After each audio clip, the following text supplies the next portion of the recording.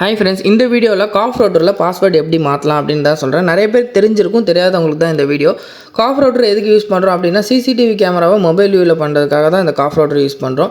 இதில் பேசிக்காக பாஸ்வேர்டு வந்து பார்த்திங்கன்னா 1 to 8 தான் கொடுத்துருப்பாங்க. ஸோ இதை நிறைய பேர் கனெக்ட் பண்ணி நெட்வொர்க்கை காலி பண்ணிடுறாங்க. ஏன்னா பேக் வந்து பார்த்திங்கன்னா லிமிட்டாக 1 GB 200 GB இவ்வளோ தான் போடுவாங்க.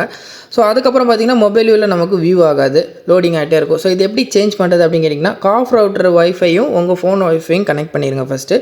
தென் குரோம்குள்ளே போயிட்டு 192.168.150.1 இந்த ஐபி அட்ரஸ் போட்டிங்கன்னா காஃபோட அஃபிஷியல் பேஜ் ஓப்பன் ஆகும். இதுக்குள்ளே வந்து பார்த்திங்கன்னா user admin, password admin, caps use பண்ண வேண்டாம்.